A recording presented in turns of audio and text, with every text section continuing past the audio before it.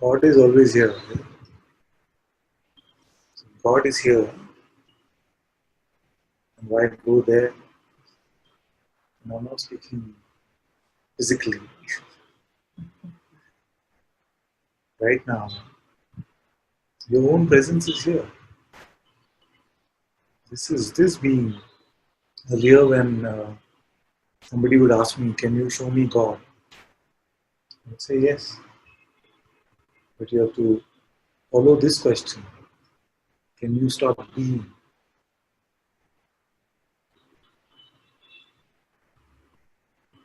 Your existence, your presence, uncolored by any attribute, is naturally here.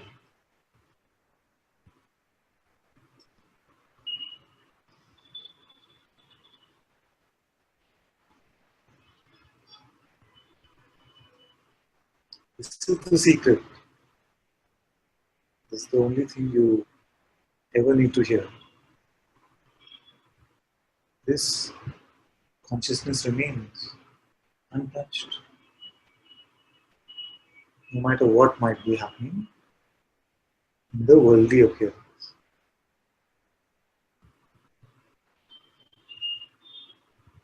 Now, what does it mean to go there? To go there implies to take a position, to give this unadulterated presence an attribute or a quality, and say, I am something. And that I am plays as if I am a something. And this something is perennially dissatisfied. Because you know that you are not that something, you are unlimited. And that something is always a limitation. So anytime you pick up that something, it's like that strangest things come to me in Satsang. That, remember the story we used to read growing up? There was a story about this princess who, uh, who the father, I don't remember exactly what the story was, but the father wanted to check whether she is really his daughter, the princess. So what he did is she had some 8 layers of mattresses, but under that he put a P, or somebody put a P. He and the princess. That's the story. Danika was very. So this story. So this P was there, and this princess was used to so much comfort that she couldn't sleep because under the layer of 8 mattresses there was a P. So this something is that P. You will not come to comfort, you will not come to satisfaction till you get rid of this something.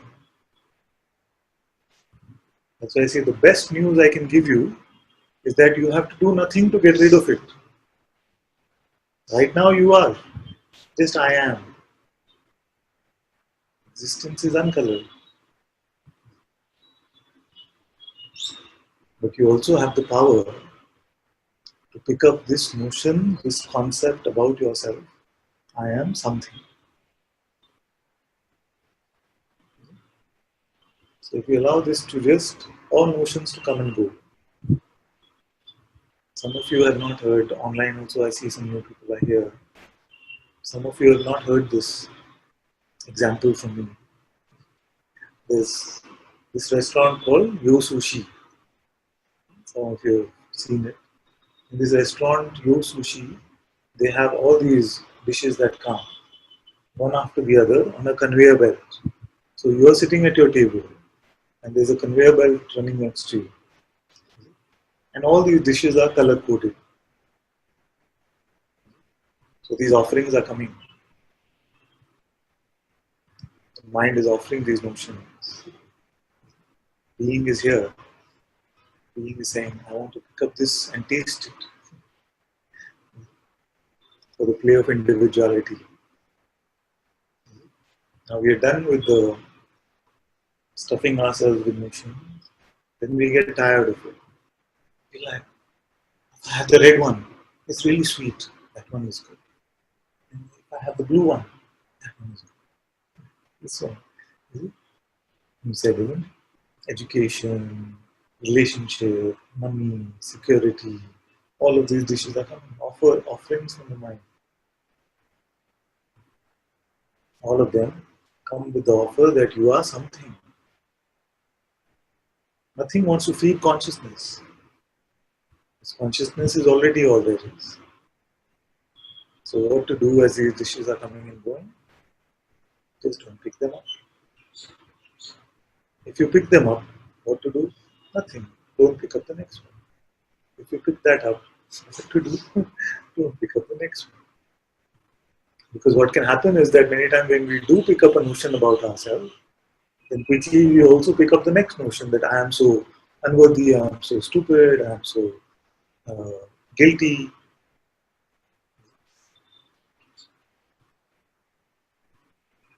So this is pointing you to the truth of what you are right now. Do you have to think about it?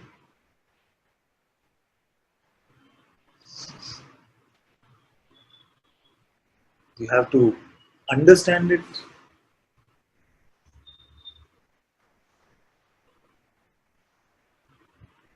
This and this is contra to all the conditions that we had so far, isn't it? That is why it can seem like a struggle because our habit is like this. That nothing to do, nowhere to go. Just naturally, your presence is here. Your being is here.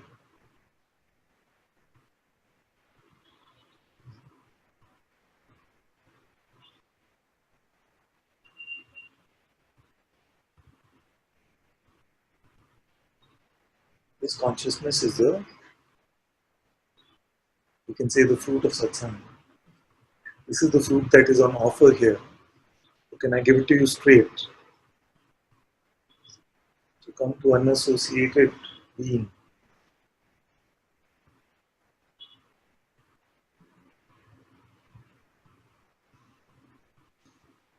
Do you have to stay like this?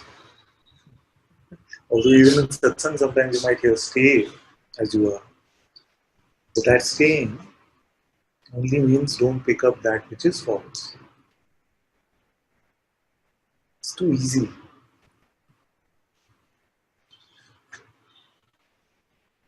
Liberation is too easy if you are just a little bit open.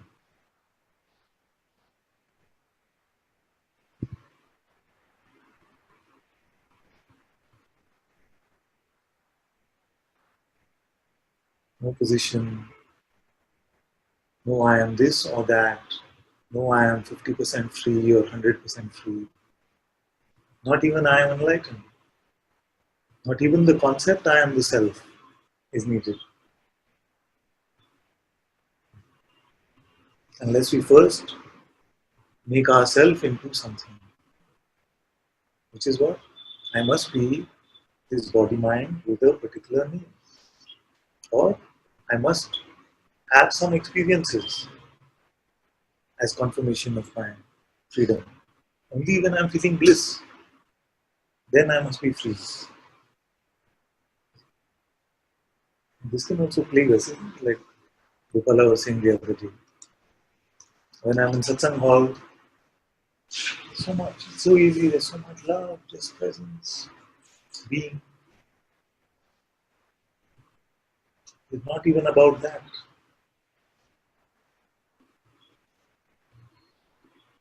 Not about any feeling, not about any thought, not about anywhere to get to. It's that which is ever present. When you start to see this for yourself, then all these stories about the one who was begging while sitting on the chest of treasure and believing he doesn't have anything. This is the spiritual seeker.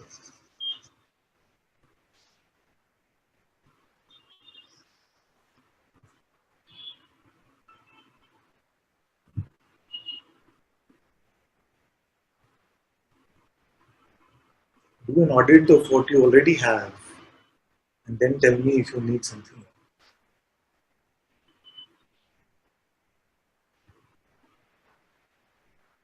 The other day I was saying that the whole buffet is on your table and you're licking the scraps on the floor.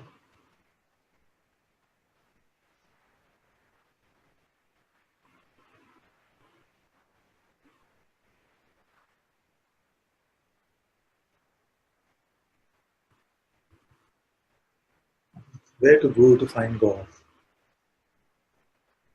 Where will you go to find yourself? What are you already? Is there something missing?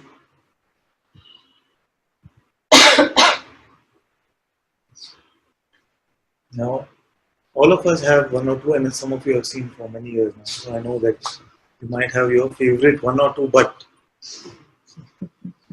so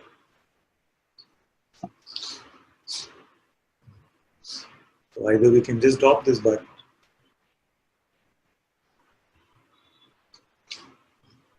or we can inquire into it. That's why Bhagavan said surrender or inquiry. If you have faith, if you have devotion, then offer it up at the master's feet. Finish. Don't pick it up. Done. Or inquire, say, who is this what about? What about when I go home? But why doesn't my family understand I'm free? So inquire into those. Whose family? Who are you referring to yourself as? Are you just that this body mind? Are they not also in appearance the same way that this body is? We try to apply this, what we are finding in Satsang person. We cannot do that. Many times it is this, it remains like one thorn embedded in us. It does not have a use that way. It is not a self-help class.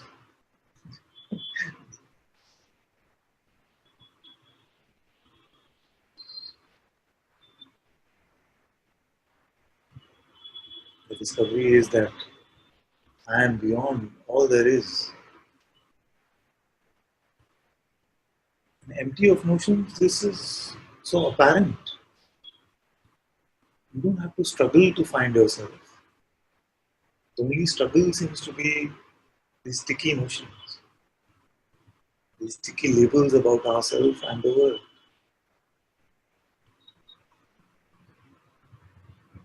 The plan for what to do, the list of what you want. If you don't use fancy words like desire and doership, do what it means, isn't it? The plan for what you want to do, a list about what you want. All of this is desire and doership. Now, what you did to create this presence here,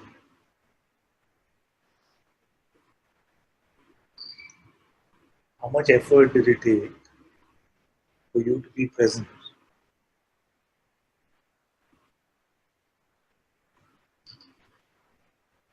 Effortless, it's here.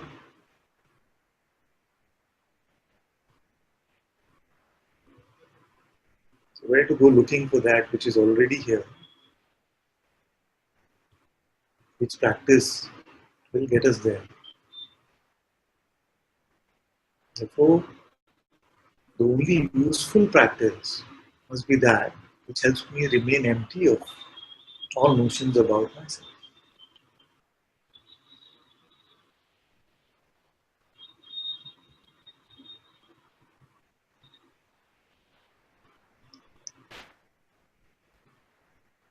No matter what the practice is, that which you are, no matter which country you might be hearing this from, whether it's day or night, what your situation might be in life, at work or family or whatever, this, what I'm saying, is true for all of us.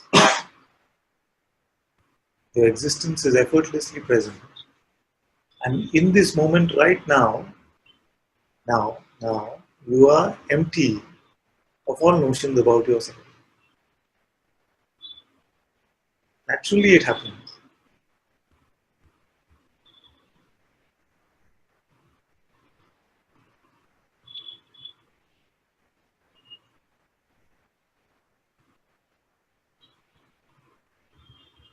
So, satsang is about demolishing our favorite notions about us, favorite concepts.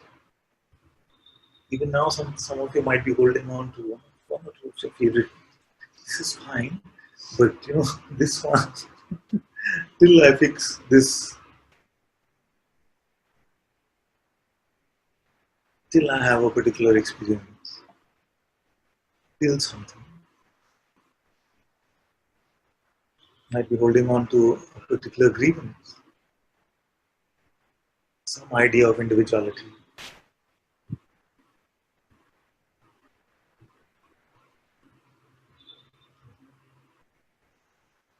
So all these are being shaken out of us.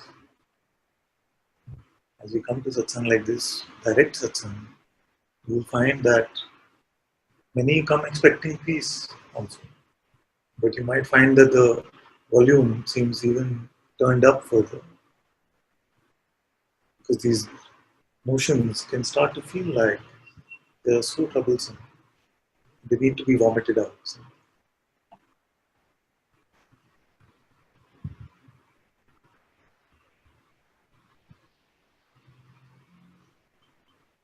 So all the clean out, all the emptying, naturally just present here.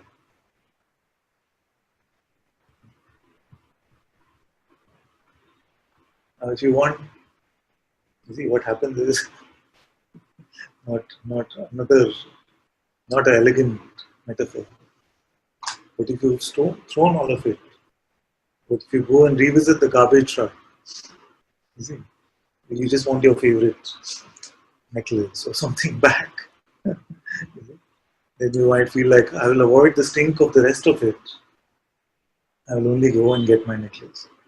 You'll find the entire thing seems to be there, waiting for you. Oh, you come.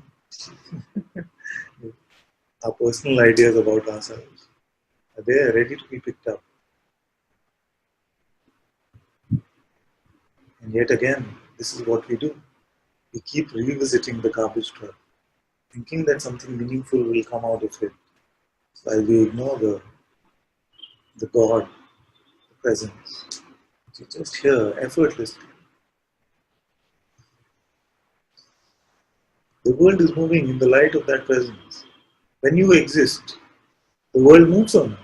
You wake up in the morning, you see that the world is on pause, the heart is already beating, breath is happening, the sun seems to be moving, everything is going on. As soon as you are present,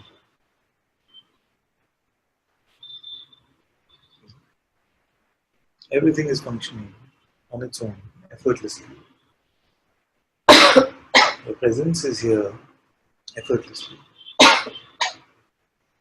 And that which is aware of even this presence is completely beyond even the idea of effort.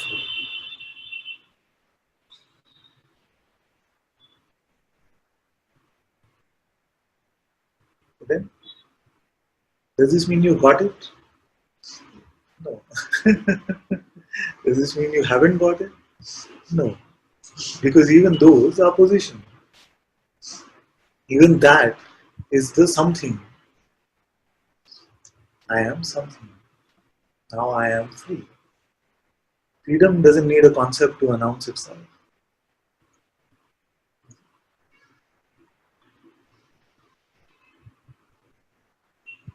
This is just the oscillation of the mind. It goes from I'm so bound, bound, bound to many times in satsang, oh, I'm so free, free, free. And still coming very individualistically. I is what? Still that old concept of ourself, the body mind. I'm just highlighting some of our favorite concepts. So when they come, we can just allow them to come and go without serving them tea.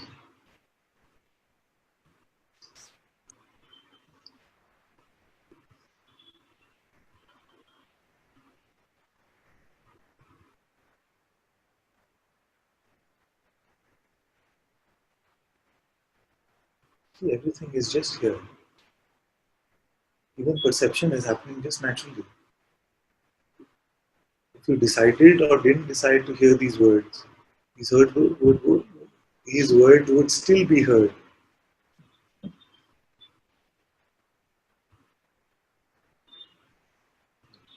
You are not deciding to hear the sounds from the road, and still they are heard.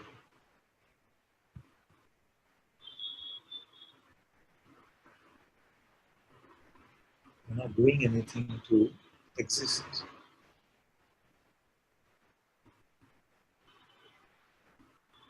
So that in which so much is happening, millions of body functions, thousands of perceptions happening every moment. The idea can be that I need to invent this idea of a me that is going to help this one run this life. This is the one, isn't it? It says, no, no, no, unless I decide, unless I do, unless I desire, this life is going to be terrible. Because that one who is beating my heart, that is making my breath function, that has done all of this play, cannot run this life. This is arrogance. Arrogance means I am separate from God. It is not arrogance to see that I am God, or I am as God itself. But the idea that I am something separate, which has some power over something, is arrogance. This is the upside down nature of the world, upside down nature of the mind. It says to say I am God is arrogance.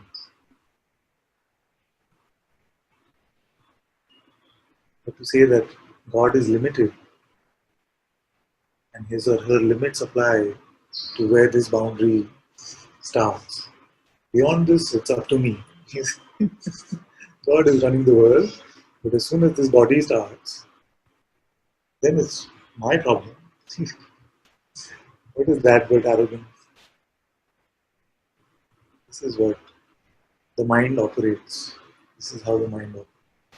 This body mind is a separate existence from everything else. And I have some autonomy over it. You think, why? Why does this happen to me? Why? Why not getting it? Why is my life like this? Why do I have to have it so tough? Why? Never asking who, who,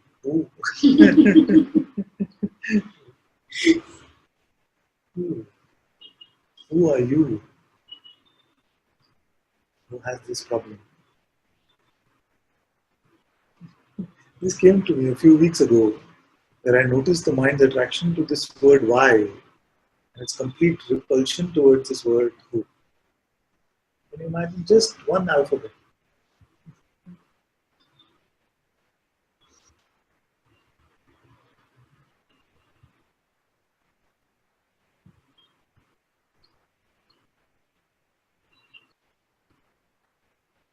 Why these favorite notions are also losing their power.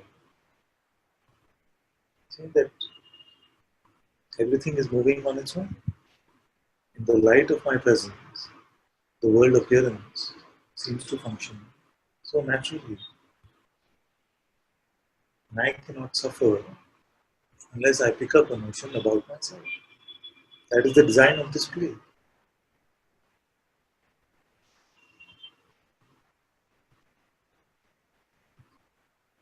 As what Papaji said, no?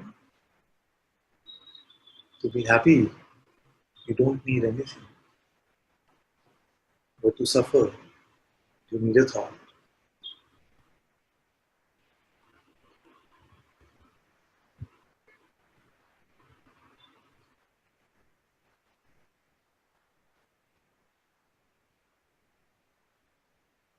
That's why most of us feel our childhood was so happy.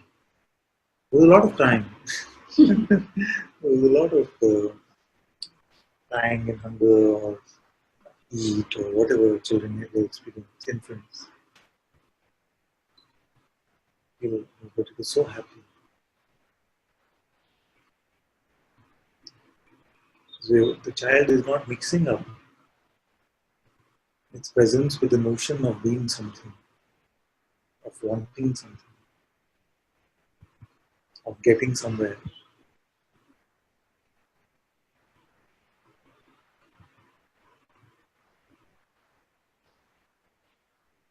If you knew that you are already in the best place you can ever be, where would you want to go?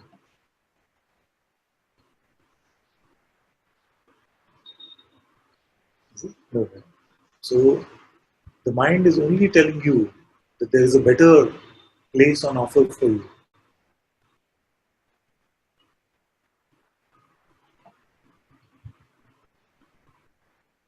It is only telling you the story of resistance to what is.